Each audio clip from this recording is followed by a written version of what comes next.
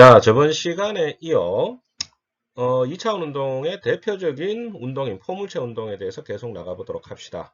이번 시간에는 포물체 운동을 간략하게 설명을 한 번 더 하고 그 다음에 이 마지막 예제를 한번 풀어보고 그 다음에 여러분들이 어려워하는 그 상대 속도에 관해서 조금 얘기하고 더 시간이 남는다면 사장을 들어가 볼 겁니다. 그래서 잘 따라오시기를 바랄게요. 자, 그러면 저번 시간에 우리 2차원 운동에 관해서 여러 가지 뭐라 그럴까 기본적인 물리량들을 정의를 했어요. 그죠? 잘 생각을 해보시면. 그래서 1차원 운동하고 2차원 운동하고 다른 점은 뭐였죠? 1차원 운동은 방향을 얘기할 때이 플러스 마이너스 이것만 있으면 방향을 얘기할 수 있었어요. 그죠? 근데 2차원 운동에서 이제 각도가 들어가죠. 그래서 위치 벡터로 변했어요. 그죠? 그래서 위치 벡터가 되니까 변이도 뭐가 됩니까? 변이 벡터가 되고 변이를 시간으로 나눠준 속도라는 개념도 뭐가 됩니까? 속도 벡터. 속도의 변화를 시간으로 나눠준 가속도도 모두 다 뭐가 됐어요? 벡터가 됐어요. 벡터가 됐다는 말은 우리가 그 성분이 존재한다는 소리예요. 즉, X 성분, Y 성분이 존재를 해요. 물론 2차원 운동이기 때문에 Z 성분은 고려할 필요가 없습니다. 자, 제가 하는 말이 어떤 말인지 이해되시나요? 이해가 안 되시면 다시 벡터 부분을 다시 돌아가 보셔야 돼요. 이거 엄청 중요해요. 제가 여러분의 반응을 직접 확인하면서 하면 좋겠지만 솔직히 감이 안 와요. 여러분들이 100% 이해하시는지 이해 안 하시는지. 그래서 다시 얘기를 하면 다시 벡터로 들어가 봅시다. 이게 잔소리가 길어지는데 벡터라는 건 크기와 방향을 가지고 있어요. 그죠? 근데 크기와 방향을 표시를 하려면 일일이 다 적어줄 수는 없잖아요. 이 벡터는 크기가 얼마고 방향이 얼마다 이렇게 적어줄 수는 없었어요. 그죠? 그래서 어떻게 벡터를 표현을 했어요? 성분이라는 걸 이용해서 표현을 했어요. 그죠? 성분이라는 건 뭐냐 하면 어떤 벡터가 XY 좌표 축상에서 X축과 각도 세타를 이루고 있을 때 X축 방향으로 정사형을 내렸을 때 그 그림자가 생기죠. 그죠? 그 그림자가 뭡니까? 바로 X 성분이었어요. 그림자의 길이가. Y축 방향으로 정사형을 내렸을 때 그림자의 길이가 뭡니까? 예, 어떤 벡터의 Y 성분이었어요. 그럼 피타고라스의 정리를 써서 X 성분의 제곱 더하기 Y 성분의 제곱 해주면 뭐가 나왔죠? 크기가 나왔죠. 그죠? 그 다음에 방향은 탄젠트의 역함수를 이용해서 구했었어요. 앞에 걸 다시 한번 보시길 바라면서. 자, 어쨌든 이 벡터가 됐어요. 이 기본적인 물리량들이. 그 얘기를 쭉 했었고, 그 다음 뭔 얘기를 했냐면 포물체 운동에 대해서 얘기를 했었죠. 그죠? 2차원 운동 중에서 우리가 주변에서 흔히 볼 수 있는 가장 대표적인 운동이 바로 포물체 운동이라고 했어요. 자, 포물체 운동에 대해서 간략하게 리뷰를 더 해보면 다음과 같습니다. 자, 포물체 운동에서 운동 방정식은 X축, Y축으로 독립적으로 적용을 해야 된다 그랬어요. 그죠? 자, X축에서 가장 핵심은 뭐예요? 포물체 운동에서 공기 저항이 없다고 가정을 하면 X축에서 물체 운동은 바로 등속 운동이에요. 가속도가 전혀 없어요. 그래서 등속 운동의 운동 방정식 써주면 됩니다. 등속 운동의 운동 방정식이 뭐냐? 속도는 변해요, 안 변해요? 안 변해요. 초기에 가졌던 X 성분이 가졌던 속도랑 그 다음에 나중 속도랑 똑같아요. 그러면 초기에 물체 X 성분, 그 초기 속도의 X 성분은 어떻게 구하느냐? 간단하죠. 초기 속도 크기에다가 뭘 곱해주면 됩니까? 코사인 세타 제로를 곱해주면 바로 초기 속도가 나오게 돼요. 예, 커피 마시는 소리입니다. 그 다음에 이 위치의 변화는 어떻게 됩니까? 위치의 변화는 그렇죠. 파란색, 노란색 두 번째 박스 상자를 보세요. 그러면 V0 코사인 세타 제로 이게 X 성분이라고 그랬죠. 그죠? 거기 시간만 곱해주면 바로 운동 방정식이 나오게 되죠. 그래서 마지막 세 번째 건 별건 아니고 세 번째 노란색 노란색 상자 안에 들어가 있는 시간 뭐 별로 여러분들이 신경 안 쓰셔도 돼요. 첫 번째, 두 번째 노란색 상자 안에 들어가 있는 식은 고려를 하셔야 되겠죠. 자, 이게 X축에 관한 운동 방정식이에요. 근데 이제 Y축에 관한 운동 방정식은 또 따로 존재를 하죠. 뭐 독립적으로 존재를 합니다. 그죠? 자, Y축에서는 물체는 어떤 운동을 하죠? 예, 밑으로 이렇게 떨어지는 자유낙하 운동을 해요. 자, 자유낙하 운동이라는 건 가속도가 일정한 등가속도 운동이죠. 단, 가속도의 방향은 어느 방향이에요? 아랫방향이기 때문에 마이너스의 방향을 가져요. 그죠? 자, 우리가 앞에서 자유낙하 운동에 관한 운동 방정식 두 가지를 했었어요. 뭐, 세 가지라 그래도 상관은 없고. 그래서 거기에 관련된 이 방정식이 노란색 상자 안에 세 개가 들어있죠. 요거 여러분 무조건 아셔야 돼요. 근데 앞에서 1차원 운동에서 했을 때와 다른 점은 뭐예요? V0y 대신에 V0 사인 세타 제로가 들어가 있다는 거 빼놔놓고 나머지는 다 똑같아요. 그죠?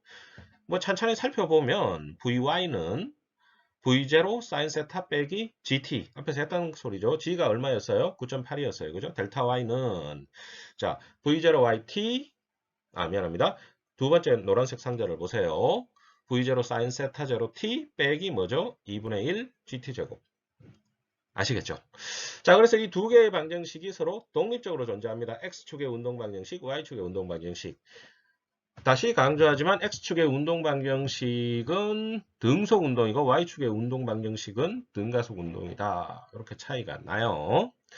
자, 그런 다음 실제 포물체 운동을 우리가 적용할 때 적용한다는 말은 여기서 이제 또 잔소리 같지만 높아심에서 얘기하지만 우리가 구하는 물리량들은 이 물리학에서 구하는 물리량들은 특별하게 다르진 특별하게 뭐 특별한 걸 요구하지 않아요.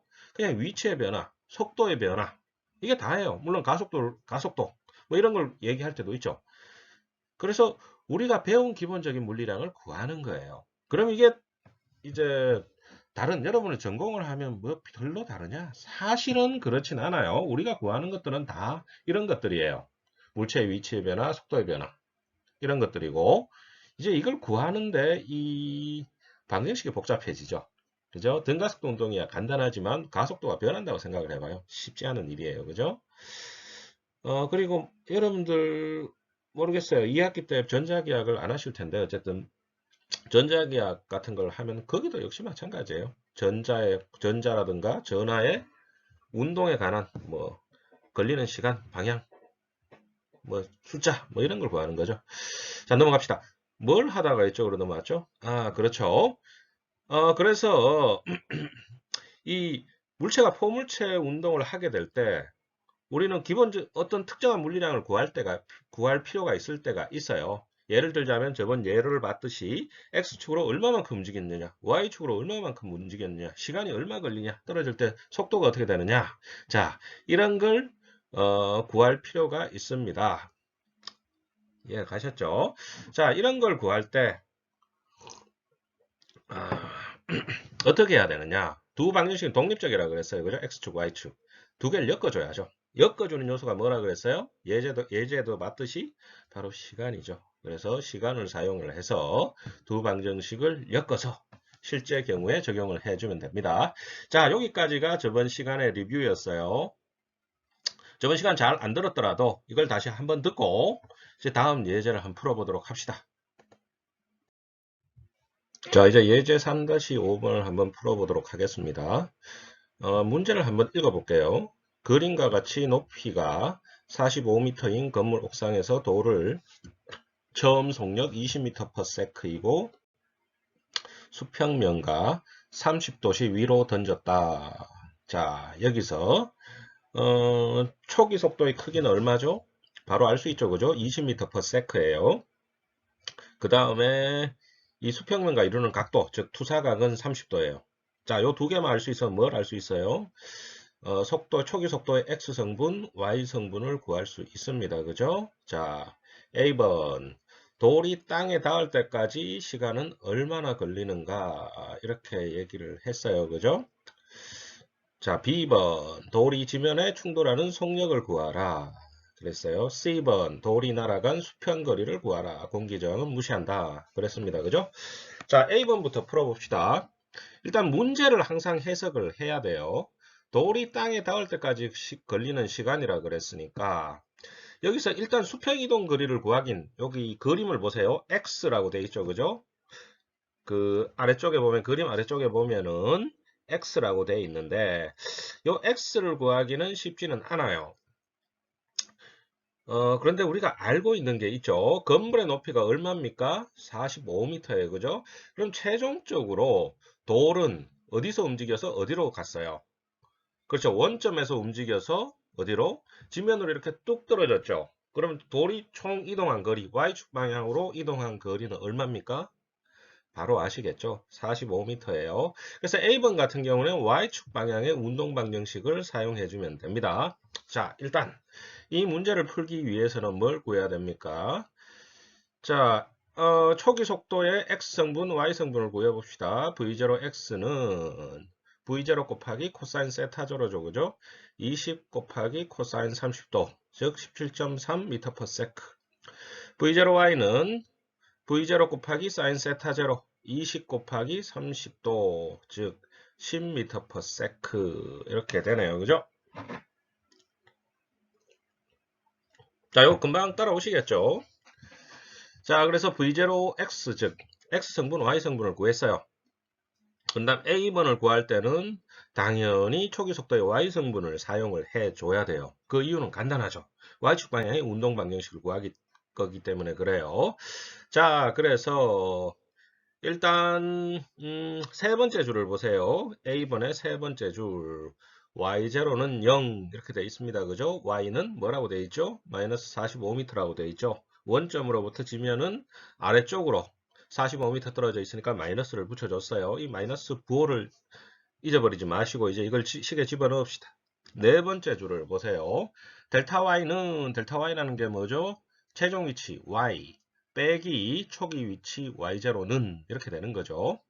V0YT 빼기 2분의 1 GT제곱 이렇게 됩니다. 그죠? 자, 이 식에 뭘 해야 되죠? 필요한 이제 숫자들을 집어넣어 주면 돼요. Y0는 앞에서 봤죠? 0. Y는 마이너스 45. V0Y는 구했어요. 그죠? 얼마였죠? 10. 그 다음 G는 9.8. 자, 요걸 다 넣어주면 식은 어떻게 변합니까? 다섯 번째 줄을 보세요. 마이너스 45는 10t 빼기 4.9t 제곱 이렇게 되네요. 그죠? t는 결국 4.2초와 같다. 이해 가시나요? 이해 가셨죠? 그래서 이 돌이 지면에 떨어질 때까지 걸리는 시간은 4.2초예요. 자, 그런 다음 B번 문제를 봅시다. B번. 이 돌이 지면에 충돌하는 속력을 구하라. 그랬어요. 그죠? 자, 여기서 속력이라는 건 속도의 크기를 의미해요. 잘 이해를 하셔야 돼요. 속력은 속도의 크기. 그러면 속도의 크기는 어떻게 구했어요? 자, 지면에 떨어질 때 물체의 속도에 X성분과 Y성분이 존재할 거예요. 그죠? 당연히 벡터라 그랬어요. 그렇기 때문에 X성분, Y성분이 존재할 거고, 그러면 속도의 크기는 루트에다가 X성분의 제곱 더하기 Y성분의 제곱. 이렇게 해주면 되죠. 즉, 피타고라스 정리 써주면 되죠. 그죠? 자, 속도의 X성분은 땅에 떨어질 때 속도의 X성분은 쉽게 구할 수 있어요. 이 포물체 운동의 특성을 이해하면 되겠죠. X축 방향으로는 힘이 없어요. 그죠? 가속도가 없어요. 그래서 등속 운동을 해요. 초기 속도와 곧 뭡니까? 나중 속도예요. 자, 그러면 X축 방향의 속도 Vx는 17.3이 돼요. 그럼 구해야 될 건 뭐예요? 돌이 이 지면에 떨어질 때 Y축 방향의 속도만 구해주면 되네요. 그죠? 자, 그럼 여러분 고민되시겠죠? Y축 방향의 속도를 어떻게 구해야 하냐? 고민하실 필요가 없습니다. 왜요? 우리는 운동 방정식이라는 걸 가지고 있죠. Y축 방향의 속도에 관한 운동 방정식 기억나시죠?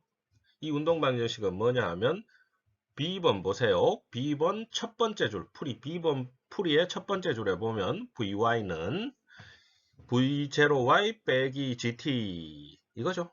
이거 그대로 써주면 돼요. 그죠? V0Y는 초기 속도의 Y 성분이죠. 얼마입니까? 10입니다. 그죠? G는 얼마예요? 그렇죠. 9,008이에요. 그죠? 그럼 땅에 떨어질 때까지 걸린 시간은 얼마입니까? A번에서 구했죠. 4.22초였어요. 그죠? 그럼 VY는 V0Y 빼기 GT가 되고 이건 10 빼기 9.8 곱하기 4.22가 되니까 얼마가 나옵니까? 마이너스 31.4m/s. 다 나왔네요. 자, Vx 땅에 떨어질 때 속력은 속도의 X성분 미안해요. 말이 꼬이네요. X성분은 17.3m/s, Y성분은 마이너스 31.4m/s.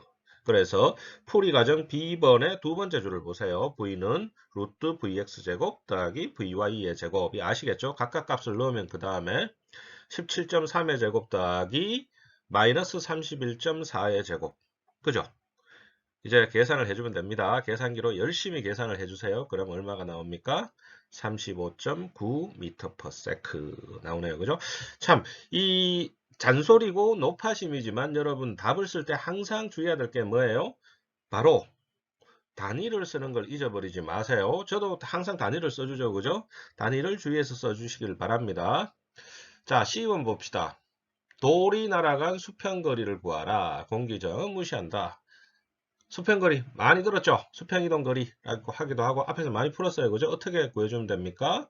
자, 돌은 수평거리는 X성분이죠. X성분의 운동방정식 뭐가 있죠? 델타 X는 V0 코사인 세타 제로 T 이렇게 됩니다. 그죠? C번 풀이 과정을 보세요. 델타 X란 건 X-X0. 여기서 X0라는 건 초기 위치죠. 그죠? 초기 위치 X0가 얼마예요?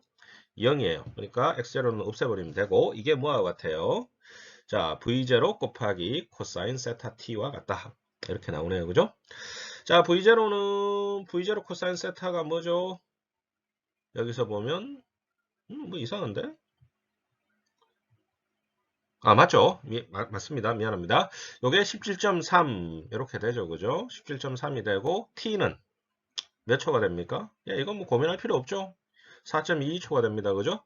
그래서 두 개를 곱해주면 73.1m 이렇게 나오네요. 이해가 갔죠? 자, 그래서 여러분들 문제 풀 때 조금 뭐라 그럴까?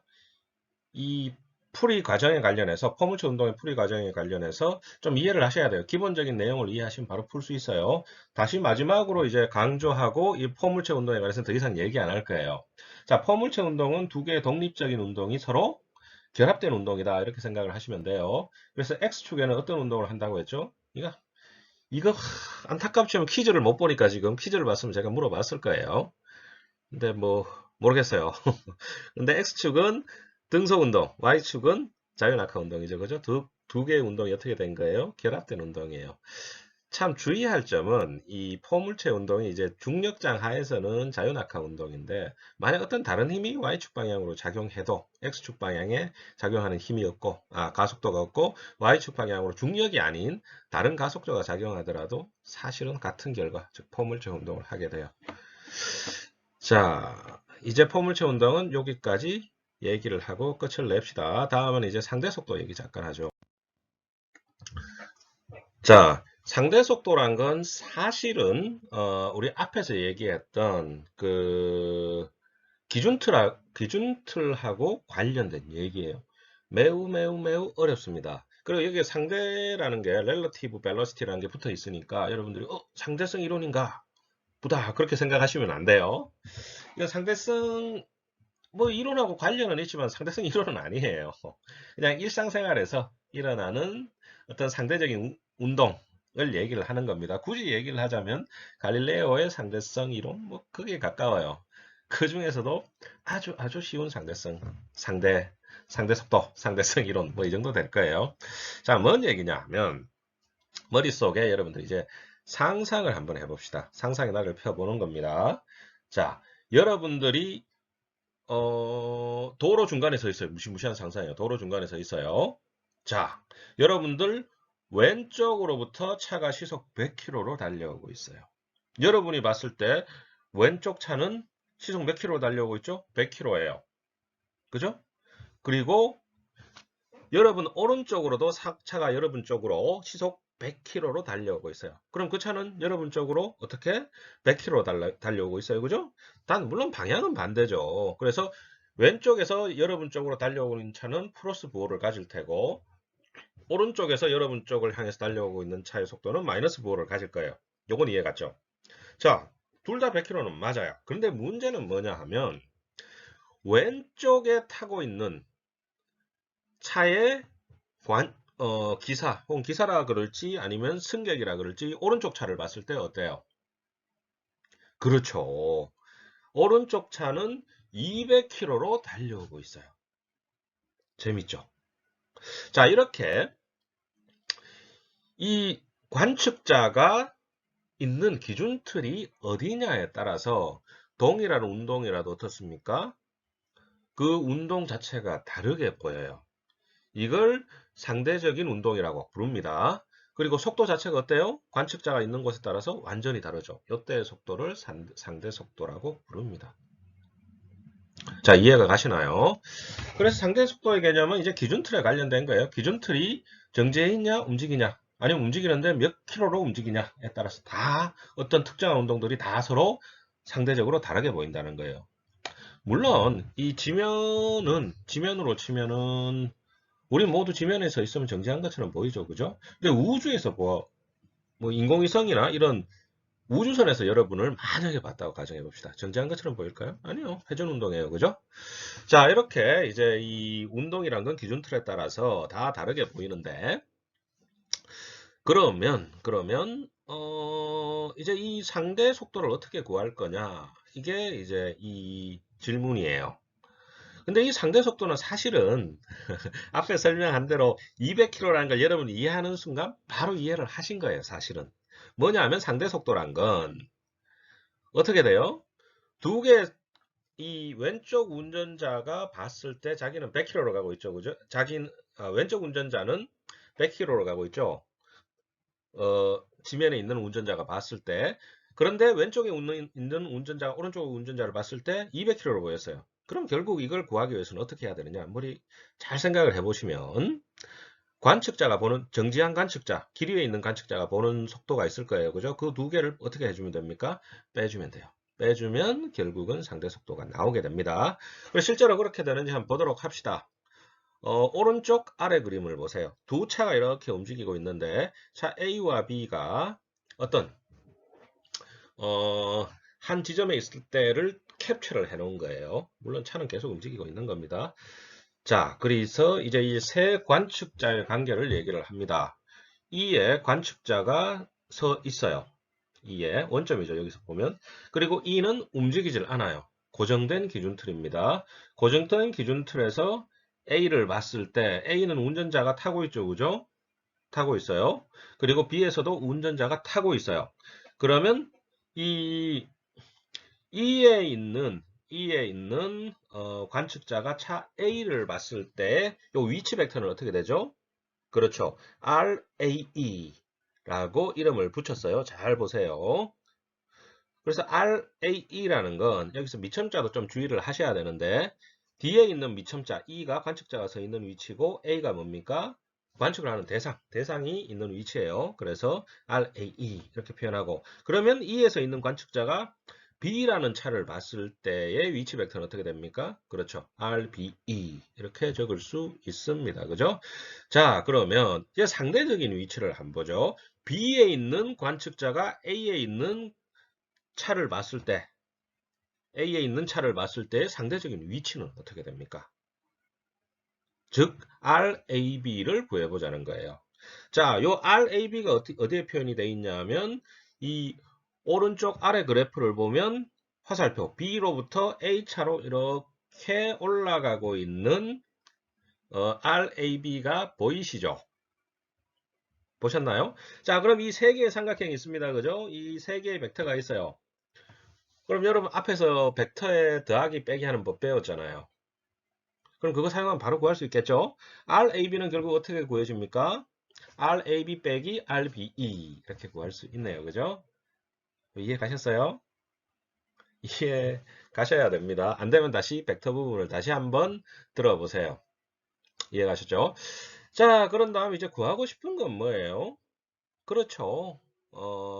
우리가 구하고 싶은 건 바로 속도예요, 속도. 그럼 속도 어떻게 구하면 됩니까? 시간으로 나눠주면 되죠, 그죠? 자, A와 B 차는 속도가 서로 다르게, 시간이 서로 다르게 흘러갈까요? 아니죠. 같이 흘러가죠, 그죠? 같이 흘러갑니다. 일반적인 경우. 물론 여기서 여러분 이 수업을 들으면 무지무지하게 재미없을 거예요. 그래서 재밌는 얘기를 잠깐 하자면, 근데 이 자체도 재미없을 것 같긴 해요. 실제로 시간이라는 건 글쎄요, 존재할까요? 우리 시간 재잖아요.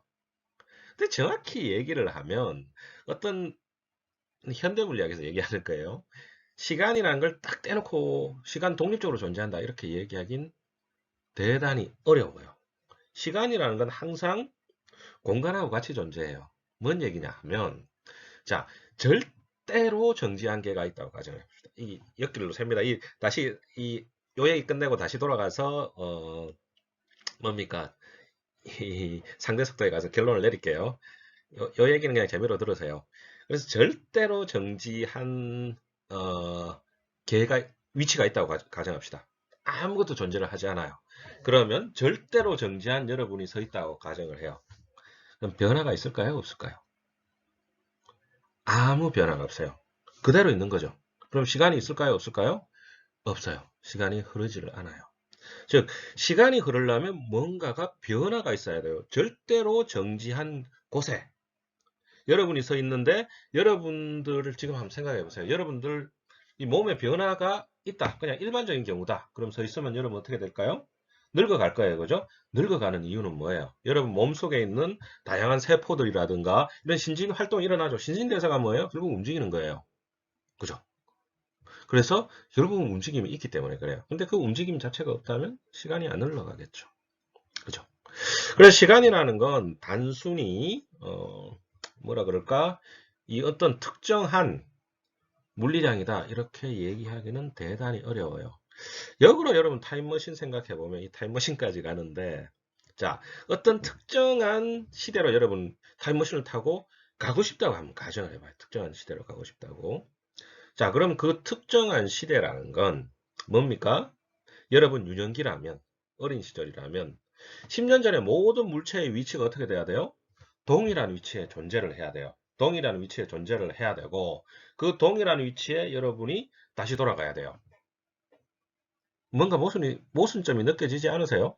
모든 게 옛날하고 똑같아요. 그죠? 10년 전하고 공기 분자 하나하나도 다 똑같아야지 동일한 시간이 되겠죠.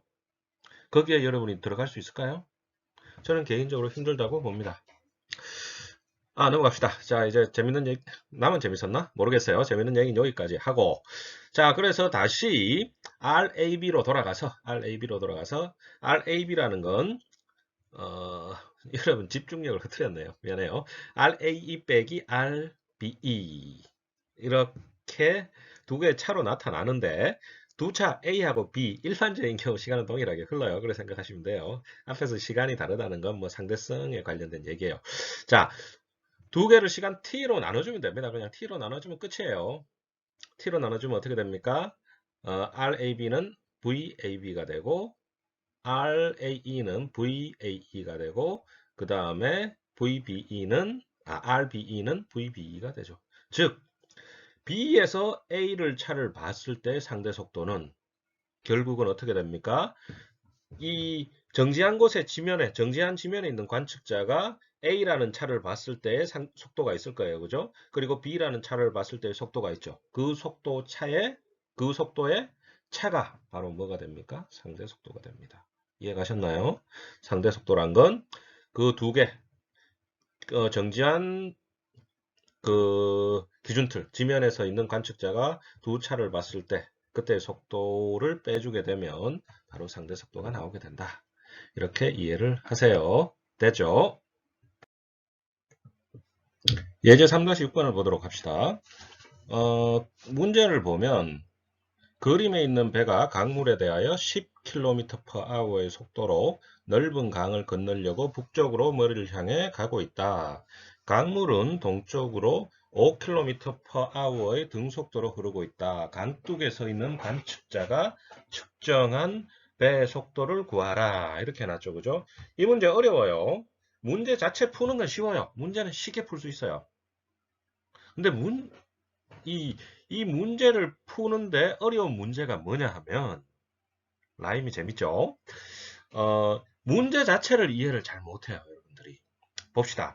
이 문제를 이해하기 위해서 머릿속에 관측자를 세워야 돼요. 관측자라는 게 뭐죠? 어떤 현상을 지켜보고 있는 사람이죠. 그죠? 자, 그러면 관측자가 바로 알 수 있는 건 땅에서 있는 관측자가 한 명 있을 거예요. 그래서 이 배를 보고 있겠죠. 강둑에 서서. 그 다음에 배에 타고 있는 관측자가 한 명 있을 거예요. 그죠?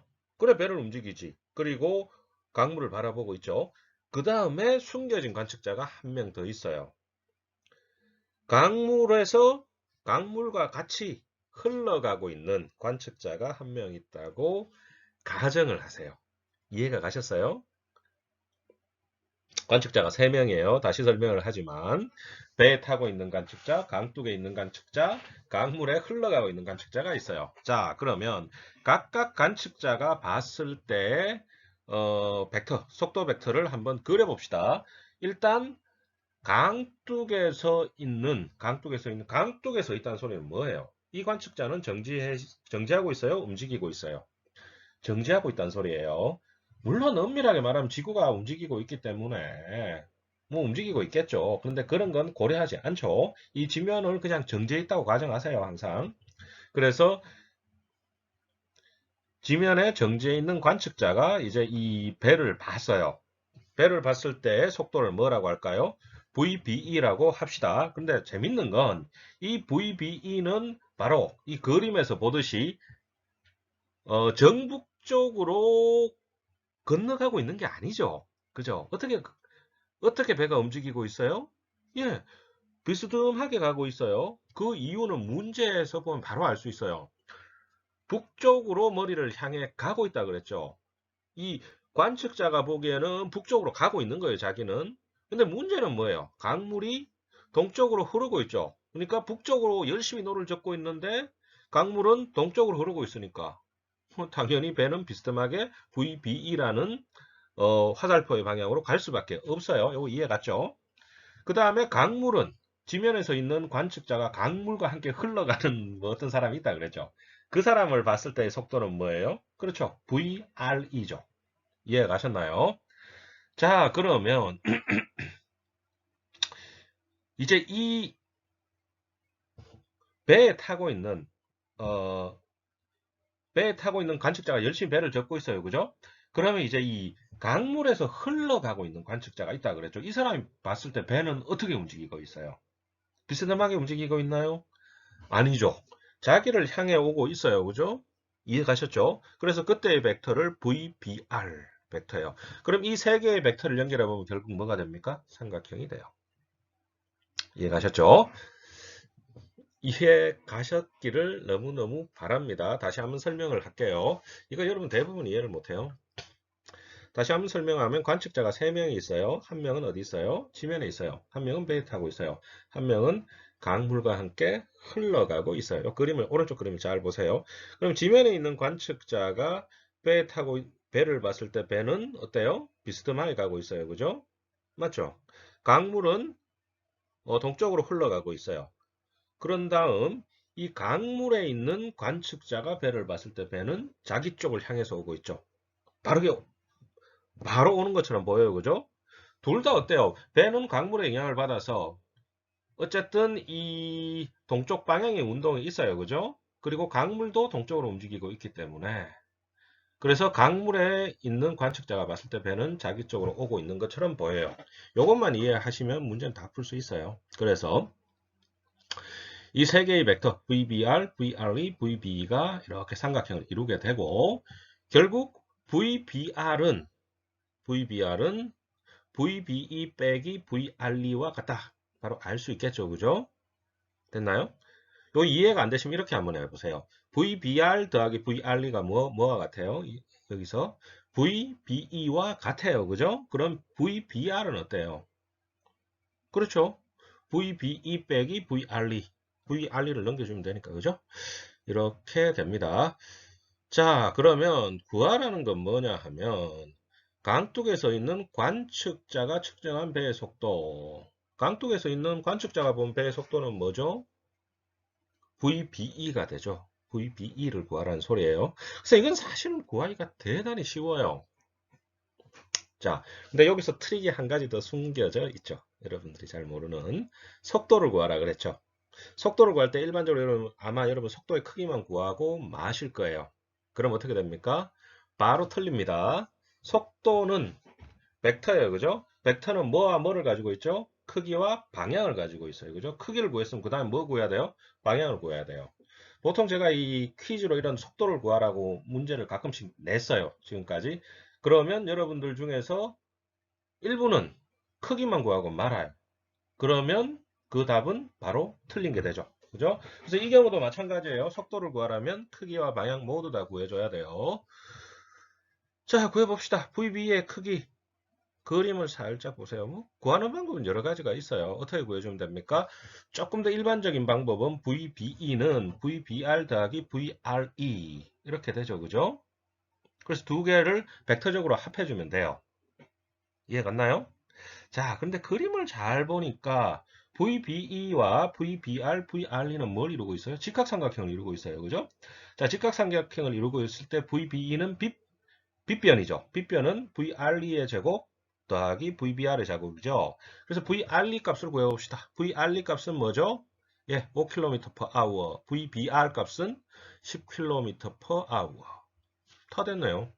그러면 5의 제곱, 그래서 풀이 과정 몇 번째 줄이지? 하나, 둘, 셋, 넷, 다섯 번째 줄 보세요.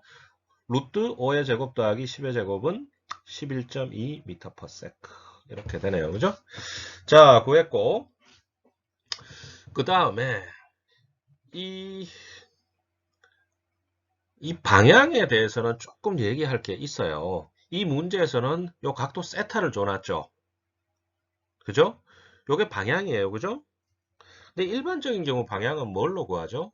그렇죠. X축에서 반시계 방향으로 돌렸을 때 방향이에요. 그죠?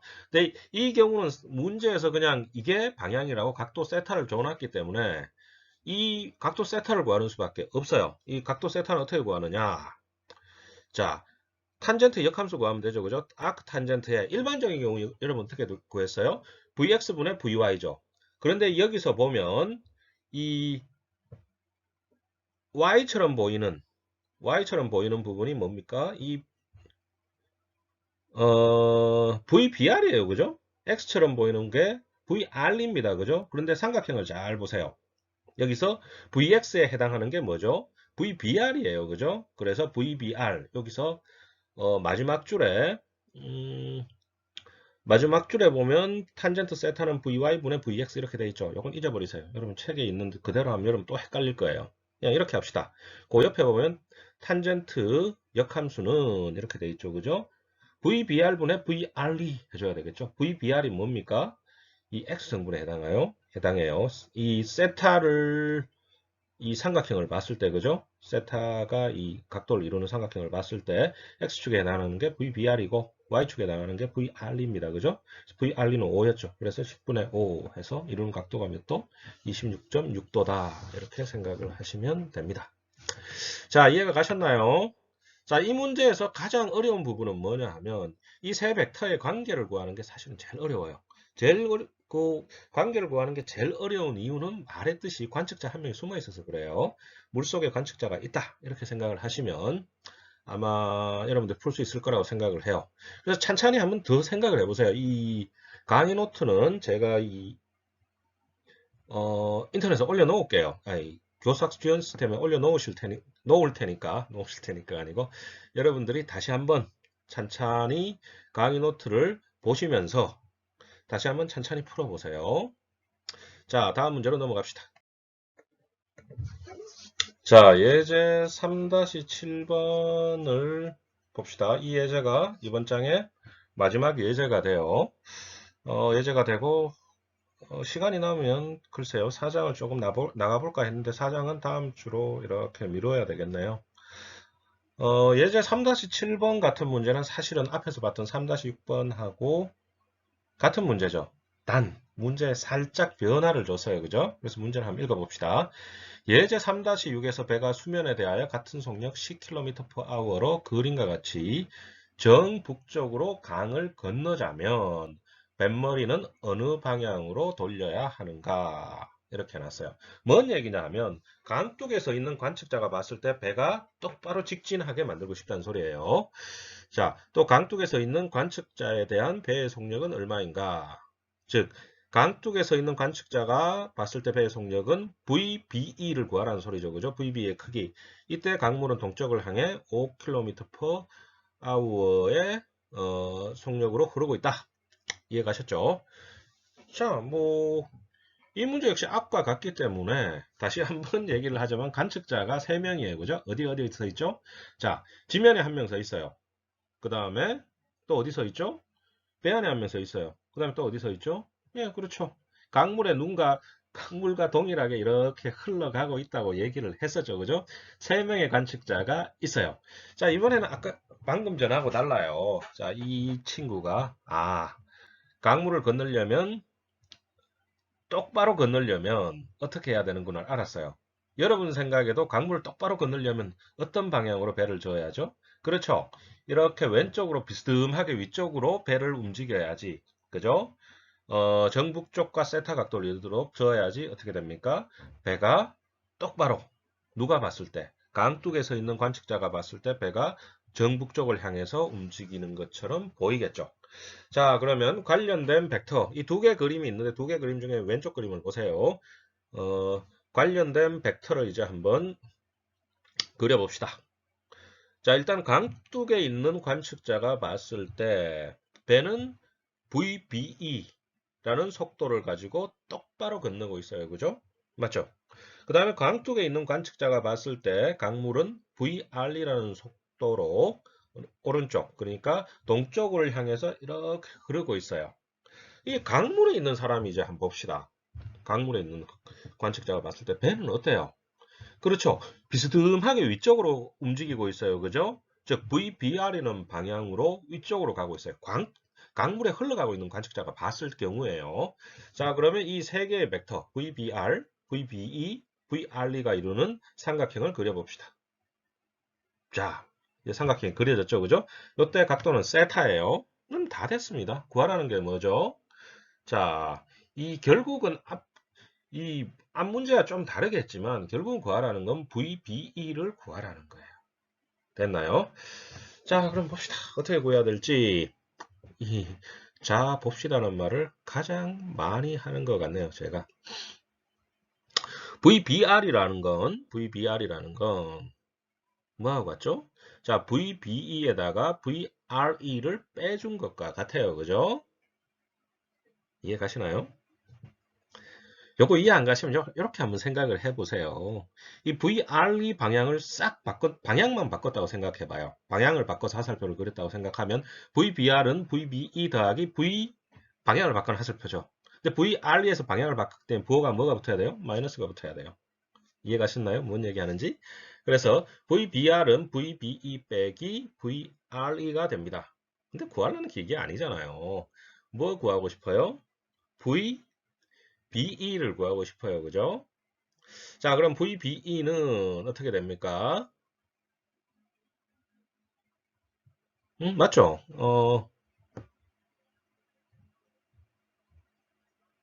VBE는 그냥 구하면 되나요? 그렇죠. VBE는 그냥 구하면 되네요.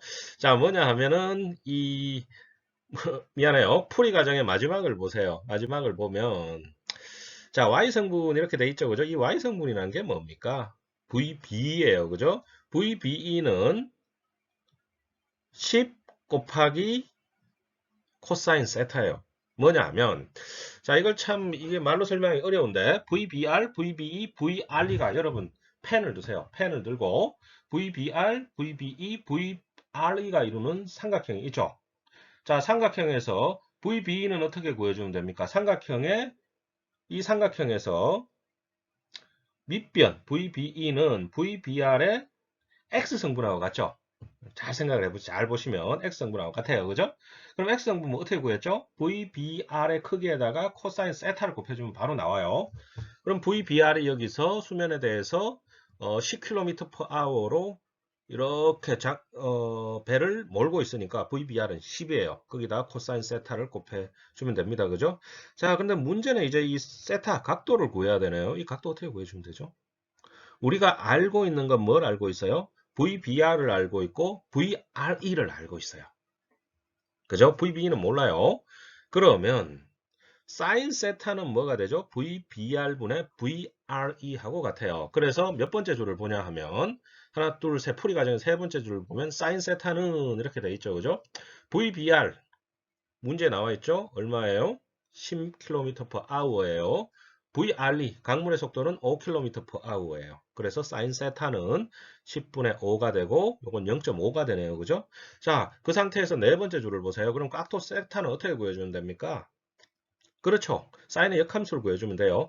자, 사인의 역함수가 자꾸 나오는데 이거는 여러분 계산기로 구해줘야 됩니다. 여러분들이 구할 수는 없어요. 암산으로. 물론 뭐 여러분 중에 천재적이면 구할 수 있겠죠. 그런데 아마도 못 구할 거예요. 그래서 계산기로 구하세요. 그럼 몇 도가 나옵니까? 30도가 나오네요. 그죠? 자, 요 나온 30도를 다시 어디 집어넣어 주면 됩니까? 10 코사인 30도. 마지막에, 마지막 줄에 풀이 과정을 보면 10 코사인 30도를 넣게 되면 결국 속력은 8.66km/h. 이렇게 나오네요. 그죠? 자, 그래서 두 개를 다 구했어요. 세타는 30도, 속력은 8.66km/h. 자, 이 문제를 풀 때 마찬가지예요. 가장 어려운 점이 뭐냐면 삼각형 3개를 그리는 게 가장 어려워요. 자, 여기까지가 3장의 마지막입니다. 자, 3장은 조금 쉽지는 않아요. 매우 어려운 축에 속합니다. 왜냐하면 포물체 운동이 들어가 있어서 그렇죠. 여러분 그 2장의 연습 문제 이제 책을 사세요. 이제 방법은 없어요. 이 책 없이 더 이상 제 강의 노트랑 뭐 모르겠어요. 수업을 이 제 강의랑 강의 노트로 수업을 들으셔도 되지만 문제는 뭐냐 하면 연습 문제 같은 거 풀어봐야 되잖아요. 연습 문제를 풀지 않으면 안 됩니다. 여러분 수학 잘하는 방법이 뭐였어요? 문제를 많이 푸는 거죠. 물리학 잘하는 방법도 문제 많이 푸는 거예요. 그래서 연습 문제를 꼭 풀어보셔야 되는데 그 연습 문제를 풀어보기 위해서는 책이 필요하죠. 그죠? 그래서 이 책을 사세요. 책은 북스힐 학교 와서 좀 서점에서 사면 좋은데 서점이 안 열겠죠. 지금. 그래서 북스힐이라든지 중고책을 사셔도 상관없어요. 8판 뭐 9판, 8판, 9판 뭐 상관없어요. 그냥 일반 물리학 책을 사시면 됩니다. 북스힐에서 나온 일반 물리학 책을 사시면 되고 그래서 뭐 관련된 연습 문제를 풀어보세요. 아마 풀어보신 뭐 2장 연습 문제 풀어보신 분도 있으실 거예요. 풀어보신 분들은 어려웠죠. 그래도 할 만은 했을 거예요. 근데 3장에 들어오면 포물체 운동이 들어가면서 더 어려워져요. 더 어렵고 사실은 문제 자체도 이해 안 가는 것도 많고. 그래서 어떻게? 특별하게 팁은 없어요. 특별하게 해결책은 없어요. 많이 풀어보는 수밖에. 그리고 문제를 이해하려고 노력하는 수밖에. 이해하셨나요? 그래서 문제를 많이 풀어보세요. 그리고 문제가 해석이 안 되는 경우가 많아요. 그런 경우에는 잘 체크를 해 놓으셨다가 대면 수업 때 책을 들고 오세요. 그럼 제가 문제를 해석을 해 드릴게요. 자, 오늘 수업은 이제 여기까지 하고 다음 시간에는 4장 내용이 들어갑니다.